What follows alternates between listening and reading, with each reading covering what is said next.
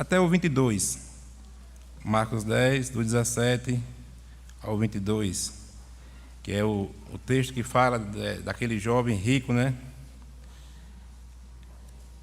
Ele também é citado em Mateus 19 e Lucas 18, mas nós vamos ver em Marcos, porque tem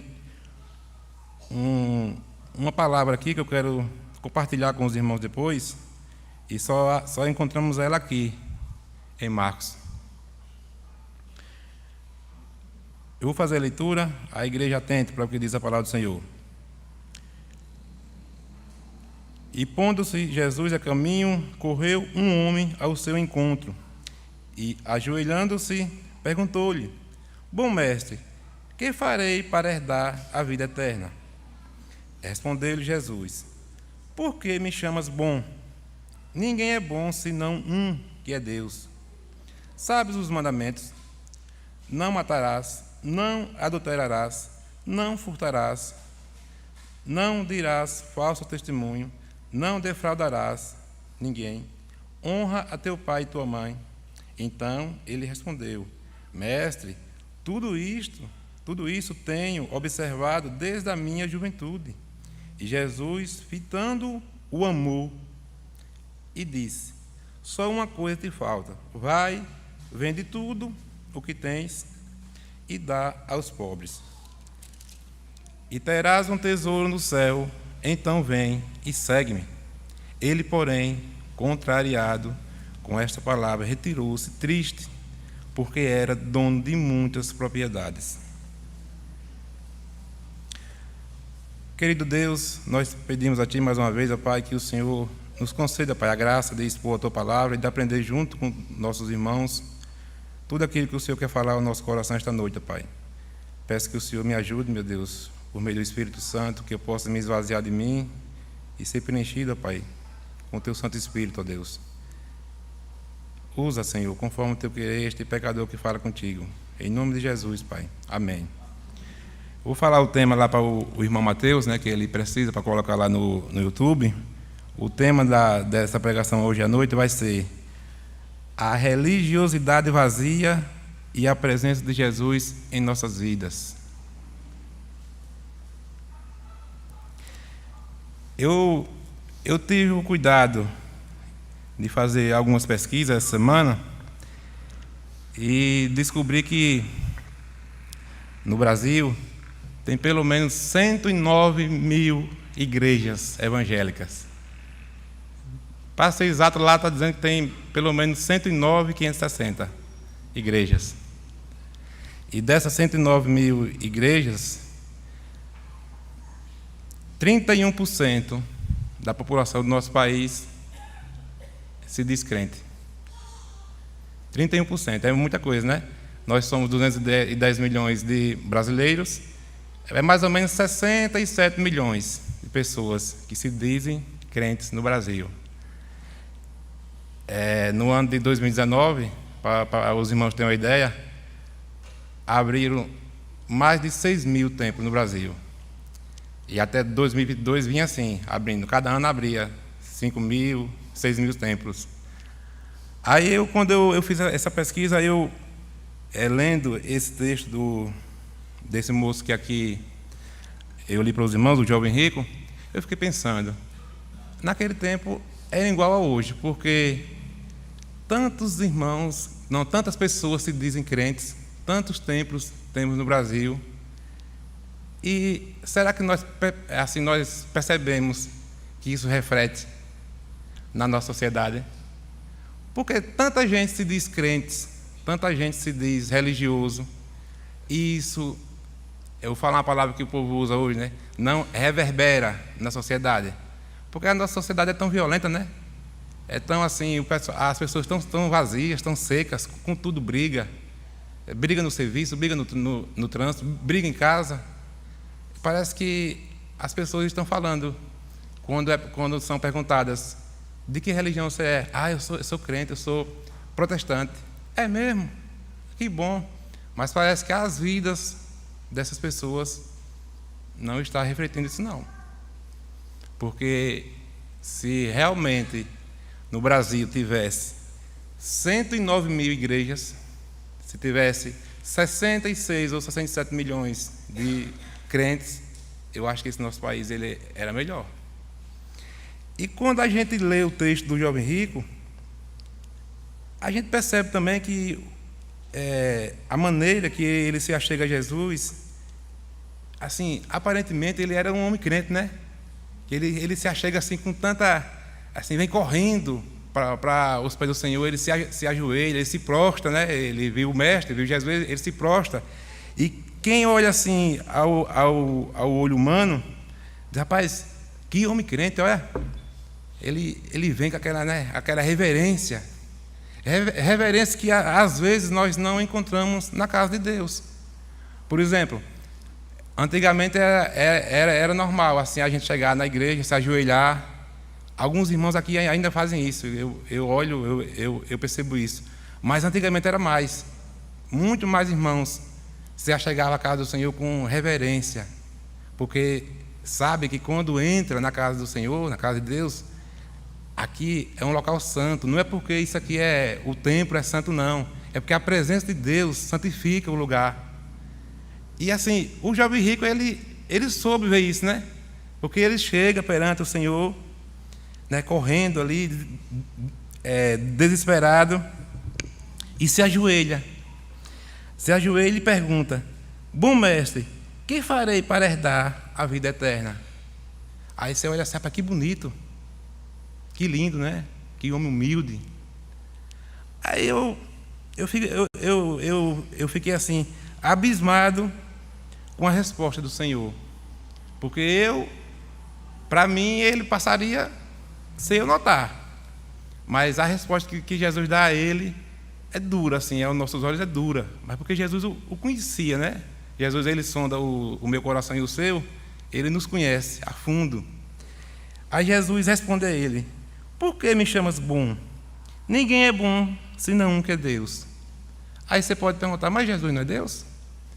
Sim, ele é Deus, mas é porque Jesus, ele conhecendo aquele homem, ele corta ele, porque aquele homem se achega a Jesus de uma maneira falsa, vazia. Ele queria aparecer, ele não estava ali para buscar realmente a presença, nem assim a graça de Deus para a sua vida. Ele queria aparecer. E isso nós vamos ver mais um pouco na frente. Mas se nós conhecemos a palavra de Deus, se achegamos a Ele, né, com os corações sinceros, e Deus, ele nos conhece a fundo, que ele sabe o que eu fiz ontem, o que eu fiz hoje, o que eu pensei, o que eu olhei e o que eu vou fazer amanhã. E ele sabe o que tem dentro do meu coração e do seu. Ele conhece todos os nossos ídolos que temos no coração. E temos. Se esse homem que era tão religioso não passou pelo crivo de Jesus, meus irmãos, e nós? Será que se Jesus olhasse, fitasse o olho em nós, hoje, nós também, os crentes presbiterianos em Itabaiana, passaríamos pelo crivo dele? Pare e pense só por um minuto. Se tudo que a gente temos feito, se a maneira que nós temos se achegado ao Senhor, se a maneira que nós vemos ou notamos a sua presença em nossa vida e nós o reverenciamos, nós passaríamos pelo crivo dele. Porque o moço citado aqui, eu olhando para ele assim, é um convicto crente, né? Eu não tinha ainda nesse tempo, mas eu ainda arriscaria dizer que ele era quase um presbiteriano, conhecedor da palavra, né? É tanto que você vai ver aí na frente, que o Senhor vai e pergunta a ele: tu sabes os mandamentos? Aí ele: sei. Aí o Senhor expõe alguns, não todos, né? Porque o Senhor conhecia e deixou para o finalzinho, para poder expor todos. Aí o Senhor pergunta a ele: sabe os mandamentos? Não matarás, não adulterarás, não furtarás, não dirás falso testemunho, não defraudarás a ninguém, honra a teu pai e a tua mãe. Aí ele responde assim. Então ele respondeu: mestre, tudo isto tenho observado desde a minha juventude. Bonito, né? Tudo isso ele sabia, ele tinha observado. Mas faltou uma coisa aqui. que ser só observador não basta. Ele tem que ter guardado no coração essa palavra, para quando ele se achegar ao Senhor, ele saber que quem de fato era aquele que estava ali na frente dele, que aquele o conhecia de verdade, aquele sabia o que ele tinha dentro do coração de verdade. E não era a vontade de ser salvo, não. Ele queria se amostrar ali. Mas o interessante é que vocês vão ver aí no versículo 21, que Jesus, fitando ou olhando, ou alguns falam que ele o examinando, olhando assim fixamente nele, o amou. E eu quis ler esse texto aqui em Marcos, porque só aqui em Marcos você encontra essa palavra. Jesus o amou, como ele nos ama. E em Mateus você não encontra, Mateus não fala que Jesus o amou. Em Lucas também não fala. Aqui Marcos fala, ele frisa, Jesus o amou. E disse: só uma coisa te falta. Vai e vende tudo o que tens, dá aos pobres, e terás um tesouro nos céus. Então vem e segue-me. Rapaz, que coisa, não? O homem era conhecedor da palavra, o homem ele sabia se chegar a Deus. Quando Jesus pergunta se ele conhece alguns, que não foi todos aqui, alguns mandamentos, que é aqueles mandamentos que a gente que se refere ao nosso próximo, né? Esses que Jesus perguntou não se refere a Deus, se refere à nossa lida com o nosso próximo. A Jesus guarda aquele que é o mais, digamos assim, o mais pesado para o finalzinho, conhecendo ele. E Jesus faz uma promessa a ele ali, rapaz. Vende, rapaz, tudo que tu tem, dá aos pobres, distribui, e vem e segue-me, e terás um tesouro no céu. Olha que promessa. E mesmo assim, ele não entendeu, ele não disse: rapaz, é mesmo, né? Eu vim à presença do Senhor, fiz tudo certinho como manda o figurino para ser um bom crente, observo a lei do Senhor desde pequenininho, mas quando esse Senhor, que eu digo que conheço, que observa a lei dele, me confronta, eu não sei responder a ele de maneira correta. Ele faz o quê? Fica triste, porque a Bíblia diz que ele era muito rico. Aí eu pergunto: por que será que o Senhor Jesus não disse todos os 10 mandamentos a ele? Guardou para o final, para mostrar a ele que ele tinha um ídolo no coração, que era o dinheiro. Esse homem de Deus, esse jovem, que aparentemente todos que olham para ele dizem assim: rapaz, ali é um homem de Deus. Eu vou falar também assim: ali é uma mulher de Deus. Meus amados irmãos, o Senhor Jesus, ele sabe direitinho nos quebrantar. E ele quebranta esse homem aqui do texto. E é muito bom isso, porque quando ele nos quebranta, ele nos dá a chance de se arrepender, nos dá a chance de a gente reconhecer que nós somos miseráveis, pecadores, falhos, fracos, pó, sem a presença de Deus, sem a presença de Jesus, sem a graça de Deus em nossas vidas. Nenhum de nós aqui, nenhum, do mais novo ao mais velho, seríamos nada. Nada. Por isso é que temos que ter muito cuidado de que maneira é que estamos se achegando a Deus. Temos que ter muito cuidado como nós estamos entrando na santa presença de Deus. Tem gente que está levando isso aí na brincadeira, e não é brincadeira. E quando eu falo tem gente que está levando na brincadeira, quando você vai olhar a pesquisa que eu fiz, que eu falei no começo, 67 milhões de brasileiros estão dizendo que são crentes. E quando você vai examinar o dia a dia desses religiosos vazios, você vai perceber que falta algumas coisas para poder realmente a pessoa se dizer: rapaz, eu sou crente. E eu falo isso olhando para mim, viu? Primeiro. Não estou apontando o dedo aqui para ninguém, é para mim. Porque se realmente tivesse esse tanto de crente no Brasil, seríamos um país tão bom, tão diferente.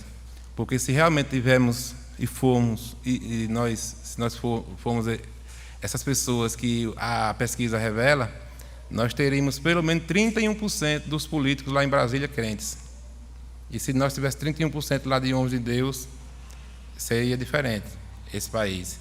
Se nós tivéssemos uma terça parte de pessoas crentes junto com nós nos nossos empregos, seria diferente, seria não? A nossa lida lá.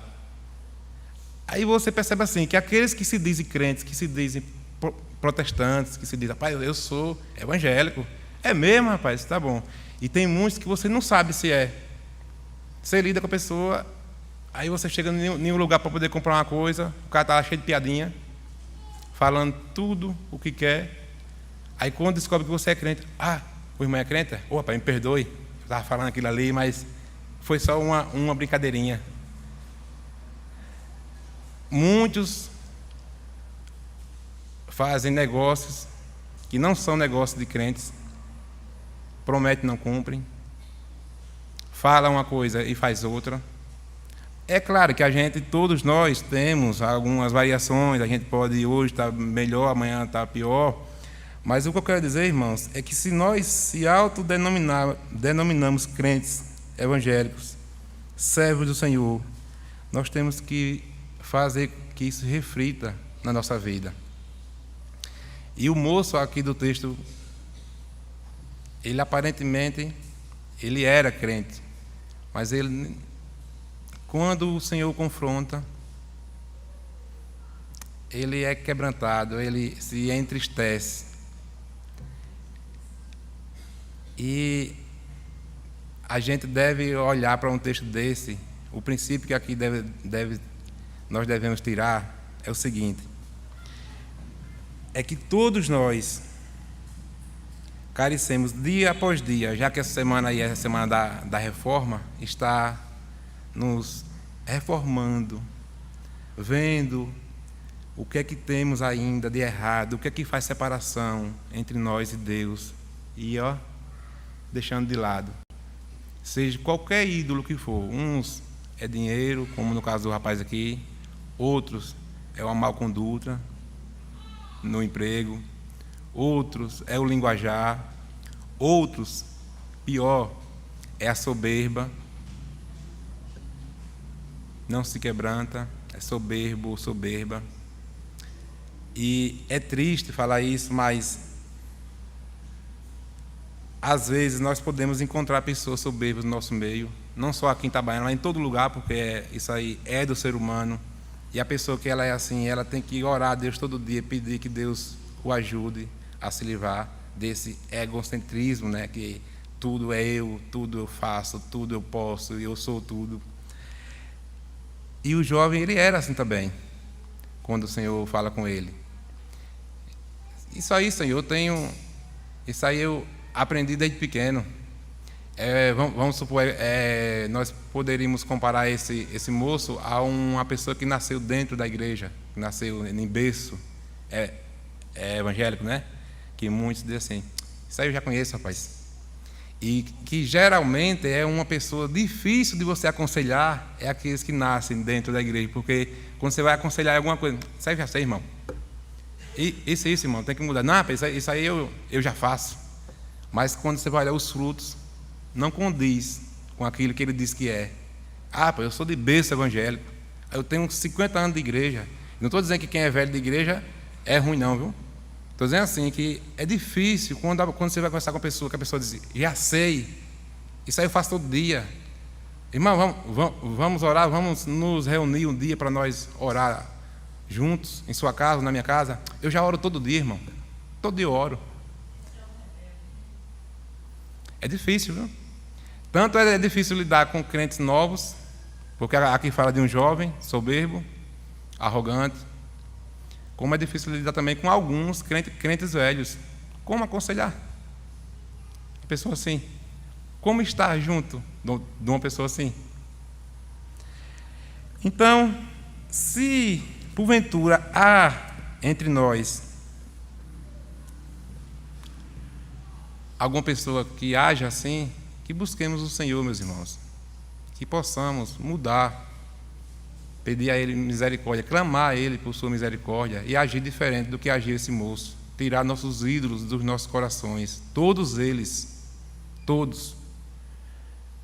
Certamente todos aqui é tentado em alguma área da vida. Eu, pelo menos, sou, todo dia. Mas a gente tem que lutar contra isso. Porque se nós nos acostumarmos com essa situação, se nós aprender a gostar desse tipo de situação, isso não sai nunca da nossa vida. Aí nós vamos nos tornar religiosos vazios, não vamos perceber a presença de Jesus em nossas vidas. E é triste uma pessoa vazia, viu? Um religioso por ser. E um religioso, assim, eu não falo só aquele que só vem na igreja no domingo à noite, não. Eu falo um religioso que pode estar dentro da igreja todo dia. Ele pode estar todo dia aqui, louvando e cantando, mas quando você vai buscar os frutos, vazios. E é cheio. Muitos lugares têm essas pessoas.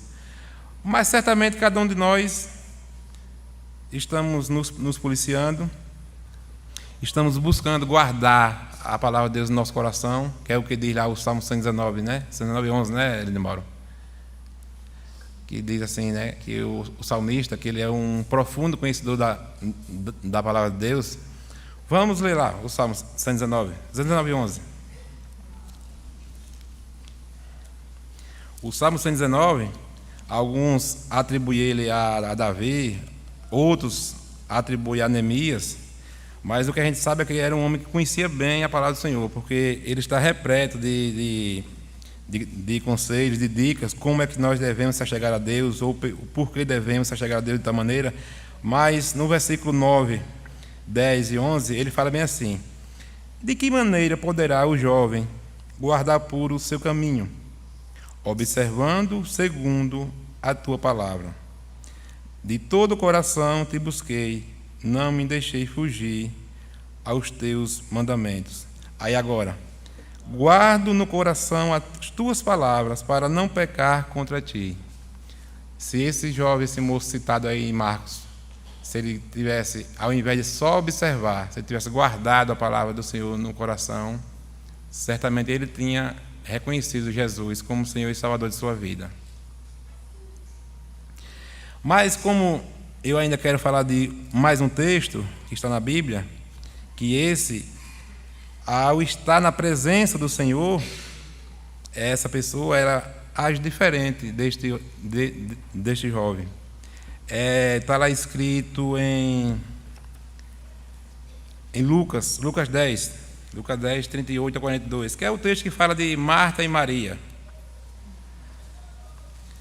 Eu quero fazer um paralelo entre os dois textos para mostrar que um se achegou a Deus de maneira soberba, de maneira bajuladora, e Deus ele resiste aos soberbos, a Bíblia fala isso.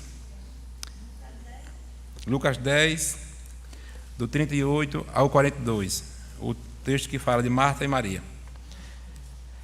E a Bíblia diz que Deus resiste aos soberbos, por isso o Senhor Jesus resistiu a esse jovem, que ele chegou de maneira errada, soberba, querendo enganar o Senhor, e o Senhor o quebranta, e ele sai de uma maneira muito triste da presença de Deus.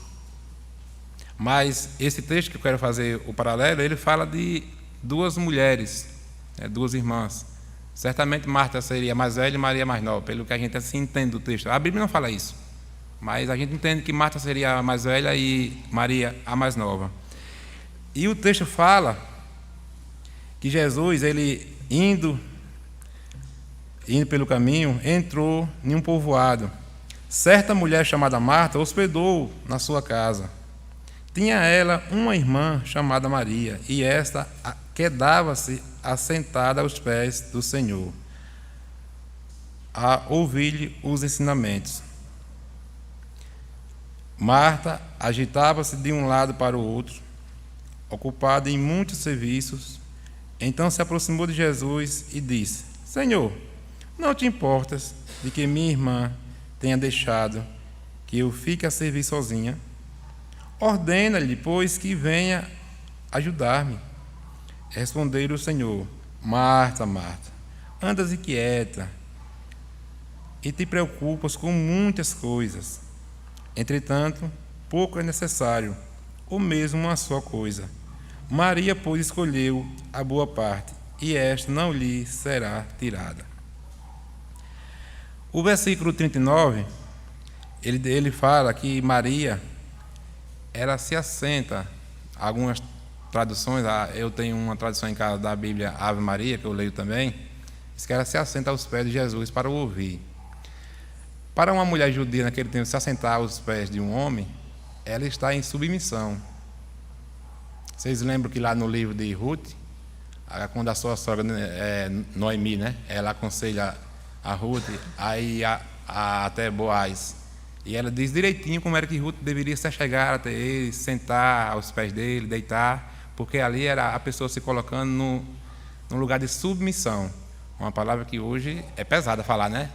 E hoje falar em submissão com tanto, tanto feminismo que existe por aí, muita gente diz: oxe, o irmão está dizendo. Tem sim, a mulher ela tem que ser submissa a seu esposo, é o que a Bíblia ordena. Aí Maria, ela sendo uma boa judia, ela tinha um mestre em sua casa, ela o reconhece como Senhor e Salvador, aí ela se submete a ele, ela se assenta aos pés do Senhor, que é o que todos nós devemos fazer, é nos se submeter a Jesus. Quando nós se achegarmos à sua santa presença, que eu estou falando, me referindo aqui ao contexto da igreja, nós devemos chegar aqui submissos ao Senhor. E Maria, ela faz isso.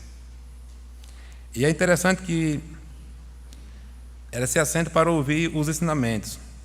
Mas temos também Marta, que ao contrário de Maria, não se submete ao Senhor, não para ouvir, se ocupa de tudo e não dá ouvidos à palavra do Senhor. Ela não reconhece que aquele que está ali em sua casa é o Senhor de nossas vidas, é o Todo-Poderoso, é aquele que poderia levar e salvar ela de todas as tribulações que ela vivia. Ela não reconhece. E nós devemos tirar esse princípio para a nossa vida, porque quantas vezes a gente nos ocupamos de tudo, durante a semana todinha trabalhamos pesado e nem se lembramos de pegar na Bíblia para poder: Senhor, vou sentar aqui com o Senhor um pouco agora para aprender de Ti, vou abrir a Tua palavra, que o Espírito Santo me ajude a ler e a compreender aquilo que estou lendo. Quantas vezes nós passamos dias e dias, pelo menos é uma luta, viu? Eu lá no meu serviço, eu tenho uma lá, tenho uma em casa, às vezes estou com duas Bíblias lá, mas quando eu olho assim de tardezinha ou de noite, rapaz, eu não peguei na Bíblia hoje. Passa o dia que você nem vê, é tão ocupado, a gente se ocupa com tudo, menos com a palavra do Senhor, menos com a presença do Senhor. E isso acontece lá no meu emprego, acontece aqui, acontece, eu creio, com a vida de cada um que aqui está. Às vezes eu fico olhando assim, nossas esposas, que são tão hábeis, trabalham muito, porque mulher trabalha mais do que homem, trabalha em casa, se é aqui trabalha também, que é que quando tem jantar mesmo, além de fazer as comidas, ainda vai lavar prato, arrumar, limpar e tudo. E às vezes a gente vê assim, eu posso falar de minha esposa, ela é tão ocupada com tudo, e às vezes a minha preocupação: meu Deus, será que ela está tirando um tempo para o Senhor? Ela ainda reclama de mim e diz assim: mas você vê, eu estou ocupado, ainda quer me ocupar mais ainda, com outras coisas. Mas o fato é, Maria parou, se assentou, ouviu os ensinamentos, agiu bem, agiu com humildade. Marta não. A quem nós devemos imitar aqui do texto? Marta ou Maria? Amém. Mas o texto ainda diz, eu vou ler o 40 para Marta. Agitava-se de um lado para o outro, já falei, ocupando em muitos serviços, Então se aproximou de Jesus e disse: Senhor, não te importas de que minha irmã tenha deixado que eu fique a servir sozinha? Ordena-lhe, pois, que venha ajudar-me.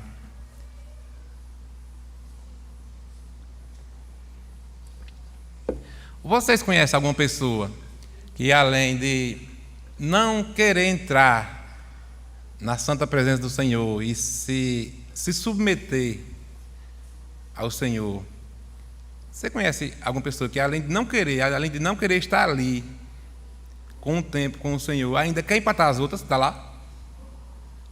É interessante, viu? Porque ela não quis, ela não escolheu ficar com Jesus a melhor parte, e ela ainda queria tirar a outra. E quantas vezes? Às vezes nós chegamos aqui na igreja ou em qualquer lugar, e em vez da gente prestar atenção no que o pastor, nem quem está pregando, está ali pregando, porque se está aqui pregando é Deus falando com a gente, conosco, melhor dizendo, e a gente ainda fica conversando, tirando o foco daqueles que estão ao nosso lado. É sério. E ela faz isso. Ela não contente de não estar lá, ela ainda quer tirar a outra ainda da presença do Senhor. Que mulherzinha, viu? E nós temos que ter cuidado, que às vezes nós podemos estar agindo como ela. Temos que parar e pensar, né? Aí o Senhor, conhecendo o coração dela, conhecendo a Maria, é bom demais, né? Que assim nada fica às escuras com Jesus, né? Eu posso tentar enganar a qualquer um aqui, mas a Deus eu nunca vou conseguir enganar. Aí ele, conhecendo, ele diz: Marta, Marta, andas inquieta e te preocupas com muitas coisas.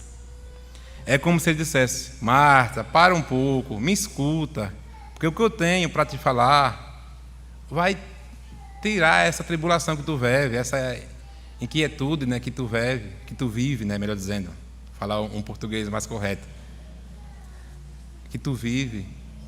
Presta atenção em mim, Marta, para um pouco. Aí a palavra do Senhor pode estar falando aqui para nós hoje à noite. Presta atenção, irmãos, no que o pastor prega domingo à noite, domingo pela manhã, quinta-feira. Venha aos cultos, dedica-se mais ao Senhor, arruma um tempo para poder ir visitar um irmão, uma irmã. Eu falo isso comigo, viu? Aqui, ó. Presta atenção, irmãos. Larga um pouco essa correria, essa busca incessante por ganhar mais. Falando comigo também, viu? Larga um pouco isso, irmão. Vem mais à igreja. Não fica aparecendo na igreja só de domingo, não. Tem culto terça-feira, se não é aqui, é nos lares. Tem culto quinta-feira, que é muito bom. O pastor está expondo o Salmo 119, que é riquíssimo para o seu povo. Tem culto e escola bíblica pela manhã, e tem culto à noite. E o pastor tem pregado pela manhã em Tiago como devemos viver e praticar a palavra de Deus. Isso é riquíssimo. Se você tem perdido, é uma pena. Presta atenção. Para um pouco e vem. Está em casa? Pega a Bíblia. Larga o celular, irmã. Larga o celular, filhos e filhas, jovens. Leia a Bíblia.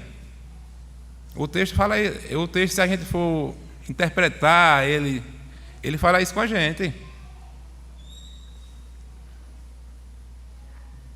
Aí o último, o 42, ele fala assim: entretanto, pouco é necessário, ou mesmo uma só coisa. Maria, pois, escolheu a boa parte, e ela não lhe será tirada. Olha aí. Veja o quanto é importante a gente parar para ouvir a palavra do Senhor. O que ele quer dizer aqui, irmãos, é que ouvir o Senhor Jesus, ouvir a palavra, vir à igreja e prestar atenção naquilo que é pregado. Só assim, se você conseguir fazer isso aí, Isso aí nunca lhe será tirado. Escolhe. Se não está conseguindo vir, clama ao Senhor. Escolhe, meus irmãos, servir ao Senhor como Ele quer. Nos domingos à noite, o pastor está pregando em Levítico. Eu sei que é um linguajar, a leitura do livro em si é um linguajar muito pesado e às vezes cansativo, mas ele está pregando muito bem, ele está aplicando muito bem o que diz a palavra do Senhor no livro de Levítico, que é a busca pela santidade, que é a maneira correta de se achegar a Deus. Não devemos se achegar a Deus de qualquer maneira, não, irmãos. A presença de Deus, como eu aqui já falei, é santa. E às vezes nós entramos ali e saímos do mesmo jeito. E não pode. Ao nós entrarmos ali pelaquela porta, ao ouvirmos a palavra, nós temos que guardar ela no nosso coração. Não é só estar aqui por estar, não. É o corpo aqui e a cabeça lá no mundo, não. Esquecer um pouco lá fora, parar um pouco. Só uma coisa te basta, o texto fala. Que nós possamos, meus irmãos, escolher a melhor, que é estar verdadeiramente na presença do Senhor, com corpo e alma. Se você for analisar, lá na frente, lá em João 11, quando Lázaro morre, essa mesma mulher, Marta, ela se achega ao Senhor e ela diz assim: mestre, se o Senhor estivesse aqui, meu irmão não teria morrido. Aí Jesus responde a ela que Ele é a ressurreição, quem crê nele nunca morrerá, ainda que morra, viverá. E ela tem uma debilidade para entender aquilo, mas Jesus explica bem, aí ela vai entender. Lá no finalzinho, quando você lê o texto, lá em João 11, João 11, 22 em diante, se não me engano. Aí ela vai entender a palavra quando o Senhor expõe a palavra a ela, que ela parou para ouvir, mas para ela parar para ouvir o Senhor, o irmão havia morrido. E nós? Será que nós, para poder ouvir a palavra do Senhor de verdade, será que vai ter que acontecer algo em nossas vidas, para a gente mudar, para a gente se quebrantar, para tirar essa soberba do coração, para tirar essa busca incessante por ganhar dinheiro, ou nunca tem tempo, prefere passear do que estar na igreja? Que eu vejo aí alguns irmãos ou irmãs, não é só aqui, onde eu viajo também, eu conheço muitos irmãos por lá, que passeando é uma bênção. As fotos do Face não, porque eu não entro no Face, as fotos aí das redes sociais é uma maravilha, é uma felicidade só. Quando está no nosso meio, é uma tristeza, é uma cara feia. Eu digo, meu Deus, o que é? Será que é eu? Entendeu? Que devia estar aqui alegre, pois aqui é um lugar santo, porque o Senhor santifica esse lugar. Mas no mundo é alegre, aqui é triste, uma tristeza. É difícil, viu? É difícil. Não espere nada pior acontecer na sua vida ou na minha vida para nós se achegarmos a Deus de maneira correta, não, irmãos. Marta, o irmão teve que morrer. Jesus teve que vir conversar com ela, explicar, para ela compreender realmente quem era o Senhor. Ele disse: eu sou a ressurreição e a vida, Marta. Quem crê em mim, ainda que morra, será salvo. Ela só foi entender isso depois, quando o irmão estava ali, morto. Que o Senhor o ressuscita e aquela morte era para glorificar o nome de Deus, né? Mas a situação que ela foi reconhecer quem era Jesus de verdade foi uma situação difícil.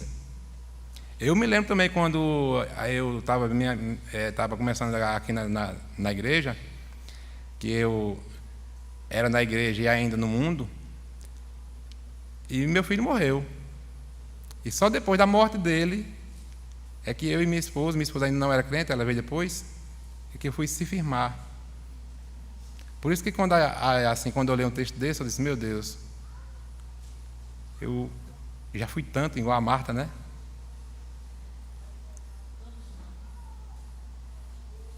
Mas que Deus, Ele é rico em misericórdia, e Ele nos conhece, Ele sabe até onde podemos ir. Por isso que Ele age com graça, com misericórdia para conosco.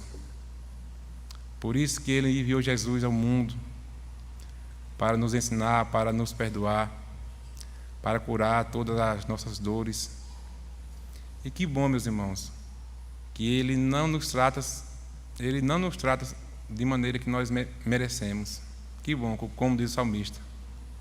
Porque se Ele tratasse da maneira que nós merecemos, se Ele nos tratasse como nós somos de verdade, o nosso íntimo,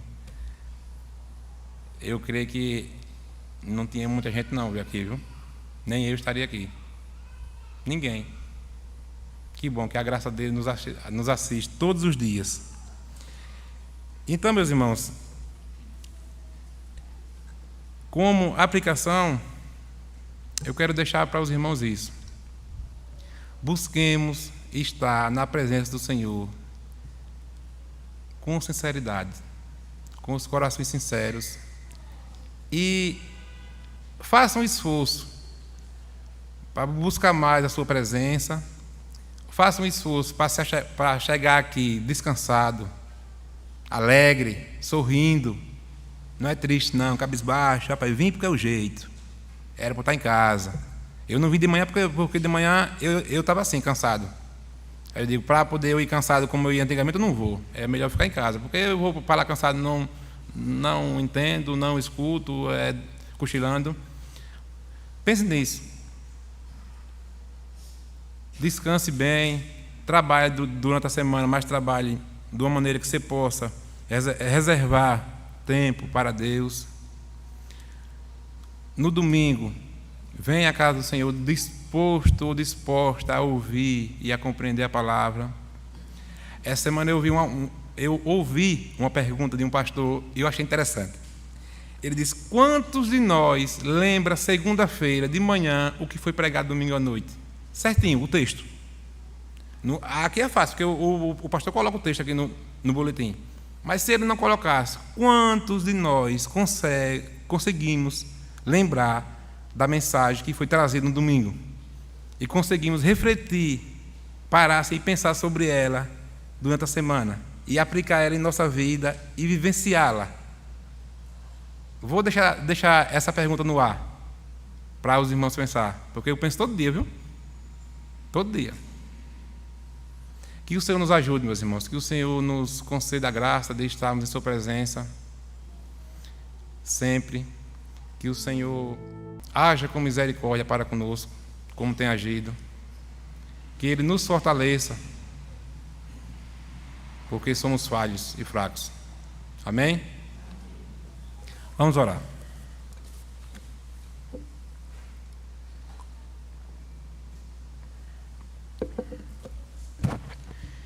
Senhor, nosso Deus, grandioso Pai, nós agradecemos, Senhor, a Ti, porque o Senhor, meu Deus, tem sido bondoso para conosco dia a dia, Pai. O Senhor tem, meu Deus, agido com misericórdia em nossas vidas, mesmo nos conhecendo, ó Deus, como o Senhor conhecia aquele jovem rico, aquele jovem que a Bíblia fala. Mesmo o Senhor conhecendo, sabendo que ele não amava o Senhor de verdade, que ele amava as suas riquezas, e o ídolo dele era as riquezas, o dinheiro que ele tinha, mas o Senhor o amou. E mesmo assim, meu Deus, ele rejeitou. Ele preferiu ficar com suas riquezas do que seguir ao Senhor. Nos ajuda, Pai, a sermos diferentes dele. Nos ajuda, Senhor, nos concede, Pai, essa graça de vivermos uma vida santa na Tua presença, de vivermos uma vida constante, buscando, ó Deus, cada dia mais, Pai, a Tua presença em nossas vidas. Que cada um de nós, ó Deus, possamos abandonar os nossos ídolos, abandonar tudo aquilo, ó Deus, que nós temos feito, que nos separa, ó Deus, da Tua santa presença, ó Pai. E de maneira que nós, ao abandonar, Pai, essas coisas, que o Senhor aceite, meu Deus, a cada um de nós, Pai, na Tua santa presença. Que o Senhor nos conceda, meu Deus, uma vida de oração, de leitura da palavra, não só dia de domingo, meu Deus, mas toda semana, ó Pai. que o Espírito Santo nos incomode, que Ele habita em nós, mas que Ele nos incomode todo momento, Senhor, a estarmos buscando a Tua presença, a estarmos buscando na Tua palavra, Deus, que hoje o Senhor fala conosco pela Tua palavra, que Ele nos incomode, Pai, nós estamos lendo, meditando, para que quando nós venhamos à igreja, Senhor, nós adentramos na Tua presença, Pai, com reverência. Sabemos que a Tua santa presença, meu Deus, é única. Que cada um de nós, ó Deus, compreenda isso. O trono da graça, ó Deus, está aí para todos. Todos aqueles que foram chamados segundo a Tua vontade. Nos ajuda, Pai, a se achegarmos a Ele com os corações sinceros. Essa é a minha oração, ó Deus, clamando a Ti, ó Pai, por misericórdia, para mim, para com meus irmãos e irmãs, para com todos, ó Deus, que nos escutam neste momento, para com os nossos pastores, que têm carregado cargas, ó Deus, que somente pela Tua graça é que eles têm suportado. Que o Senhor fortaleça a cada pastor, que o Senhor, meu Deus, fortaleça a cada esposa de pastor, que muitas das vezes elas também, ó Deus, acabam carregando essas cargas junto com os seus esposos. Que o Senhor, meu Deus, fortaleça a cada filho de pastor. Fortalece, Senhor, a todos nós. Cuida, Senhor, dos nossos filhos, dos nossos jovens. Ensina, ó Deus, a eles aguardar nos corações, ó Pai, a Tua palavra. Não permita, meu Deus, que eles vivam uma vida só observando de longe, ó Pai, mas que eles possam guardar, ó Deus, porque aquele que guarda, porque gosta daquilo que guarda, gosta, ó Deus, daquele que deu para guardar. Ajuda, Senhor, a cada jovem de nossa igreja, a cada criança, que cada um deles, ó Pai, cada dia mais cresça na Tua presença e que nenhum deles, ó Deus, se afaste. E aqueles que porventura, ó Deus, hoje se encontram afastados dos caminhos do Senhor, que o Senhor os quebrante, Pai. Que o Senhor use a quem o Senhor quiser para levar a palavra a eles, que eles sejam quebrantados, que eles retornem, ó Deus, para os Teus caminhos. Em nome de Jesus, Pai. Não nos permite, Senhor, viver uma vida religiosa, vazia, sem intimidade contigo, ó Deus. Obrigado, Senhor, por tão grande bênção que é fazer parte do Teu povo, que é Te servir. Em nome de Jesus, amém.